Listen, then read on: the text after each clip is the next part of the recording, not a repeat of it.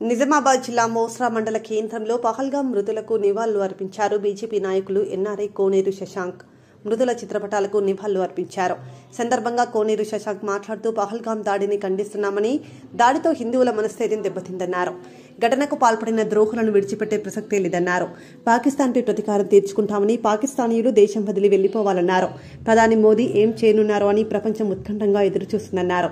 ఈ కార్యక్రమంలో బీజేపీ నాయకులు, కార్యకర్తలు పాల్గొన్నారు. దాడి అనేది చాలా బాధాకరమైన విషయం. 26 మంది ఉగ్రదాడిలో చనిపోవడం జరిగింది. దీన్ని మోదీ గారు చాలా ఖండించారు. అండ్ వాళ్ళకి టార్గెట్గా మనం మోదీ గారు కానీ మన భారత ప్రభుత్వం కానీ వాళ్ళని ఎవరైతే ఈ ఉగ్రదాడి చేశారో వాళ్ళని మాత్రం విడిచిపెట్టడం జరగదు కూడా. అండ్ హిందువులని అందరూ ఈ దాడి చూసి హిందువులందరూ ఒకదాటిగా రావాలి అని చెప్పి కోరుకుంటున్నాను.